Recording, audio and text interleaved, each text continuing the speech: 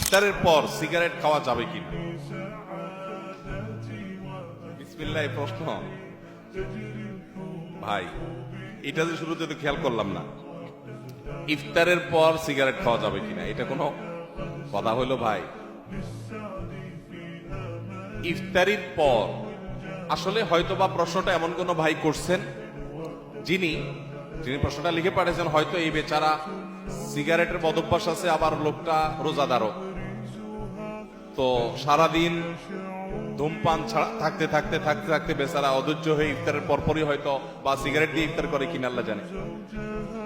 ইফতারের পর ধূমপান করা গুনাহ, কারণ যেটা মানুষের স্বাস্থ্যের জন্য ক্ষতিকর এবং নিশ্চিত ক্ষতিকর, যেটা মানুষের জন্য বিষের মতো ক্ষতিকর, ধ্বংসের দিকে মানুষকে নিয়ে যায়, এবং যেটার ক্ষতি ছাড়া কোনো উপকারিতা আপাত দৃষ্টিতে নাই, সেই জিনিসটা মানুষের জন্য হালাল হয় না, সেটা মানুষের জন্য খাওয়া জায়েজ হয় না।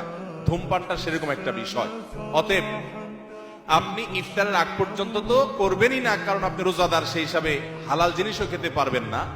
কিন্তু ইফতারের পর যদি কেউ ঘুষ খায়, ইফতারের পর যদি কেউ কুকুরের গোশত শুকুরের গোশত খায়, সেটা যেরকম ইফতারের পরে খাইছে দেখে হালাল হবে না, ধূমপানটাও ইফতারের পরে করছে দেখে হালাল হবে। কথাকে বুঝাতে পারছি?